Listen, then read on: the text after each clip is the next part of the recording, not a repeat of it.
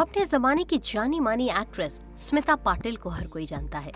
हालांकि उनका फिल्मी करियर ज्यादा लंबा नहीं चला और वो बहुत जल्द इस दुनिया को अलविदा कहकर चली भी गईं, लेकिन बावजूद इसके स्मिता पाटिल ने फिल्मों में जितना योगदान दिया वो आज भी याद किया जाता है। स्मिता पाटिल की मौत के बाद भी कई सारी उनकी फिल्में रिलीज हुई जिनके जरिए स्मिता पाटिल को हमेशा याद किया गया। स्मिता पाटिल ने बॉलीवुड में कुछ ऐसे कॉन्ट्रीब्यूशंस भी दिए जिसकी वजह से स्मिता पाटिल कई सारे एक्टर्स की पहली पसंद है। स्मिता पाटिल ने राज बब्बर से शादी की। राज बब्बर जो कि ऑलरेडी मैरिड थे, मशहूर फिल्म और थिएटर डायरेक्टर नादिरा से उन्होंने स्मिता पाटिल से तब शादी की जब इन दोनों ने एक साथ एक फिल्म में काम किया और उस बीच इन दोनों की नजदीकियां काफी ज्यादा बढ़ गईं।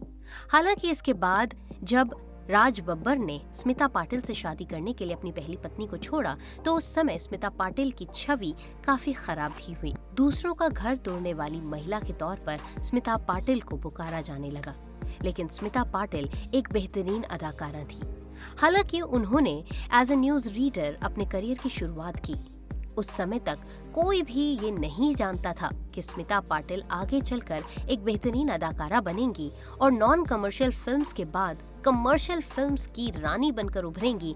ऐसा किसी ने उस समय अंदाजा भी नहीं लगाया था जिस समय स्मिता पाटिल न्यूज रीडर हुआ करती थी। कहा जाता है कि स्मिता पाटिल उन एक्ट्रेसेस में से एक हैं जिन्होंने बॉलीवुड के कई टैलेंटेड चेहरों को पहचाना, जिनमें से एक चेहरा है नाना पाटेकर। फिल्मों में आने से पहले नाना पाटेकर थिएटर किया करते थे। नाना पाटेकर ने खुद इस बारे में बताया था कि उन्हें फिल्मों में लाने का श्रेय स्मिता पाटिल को जाता है। उन्होंने बताया था कि वो फिल्मों में स्मिता की वजह से आए, वरना वो नाटक करके ही खुश थे। लेकिन स्मिता पाटिल ने जिद की कि उन्हें फिल्मों में काम करना चाहिए और उनके जैसे टैलेंट की फिल्मों में अच्छी खासी कद्र है। वो स्मिता ही थीं जिन्होंने फिल्म मेकर रवि चोपड़ा से नाना पाटेकर की सिफारिश की और उन्हें फिल्मों में काम दिलवाया। रवि चोपड़ा उस जमाने में स्मिता पाटिल के बहुत अच्छे दोस्त थे। लेकिन अब जो खुलासा हम आपके सामने करने वाले हैं वो आपको वाकई चौंका देगा।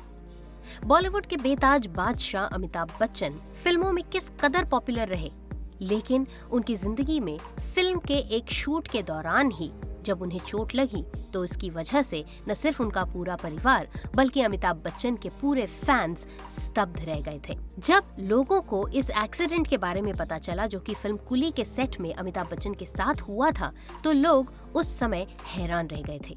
लेकिन स्मिता पाटिल को इस एक्सीडेंट के बारे में न जाने कैसे पहले से ही अंदाजा था और इसके बारे में खुलासा किया था खुद अमिताभ बच्चन ने। दरअसल अमिताभ बच्चन ने एक खुलासे के जरिए ये बताया था कि स्मिता पाटिल के साथ उनकी अच्छी खासी दोस्ती थी।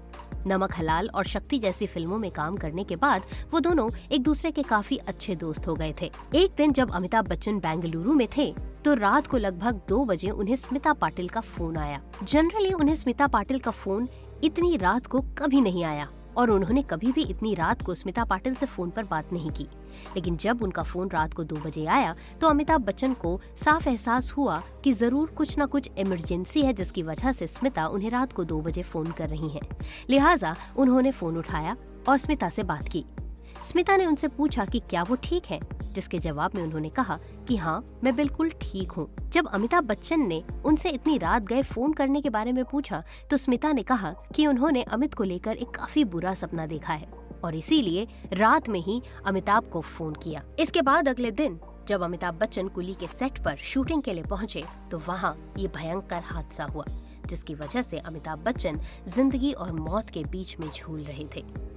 हालांकि जया बच्चन की पूरी मेहनत और ईश्वर की दुआओं के चलते अमिताभ बच्चन बच गए, लेकिन वो स्मिता पाटिल ही थीं जिन्हें ये आभास या फिर यूं कहें कि पूर्वाभास हो गया था कि अमिताभ बच्चन के साथ कोई दुर्घटना होने वाली है।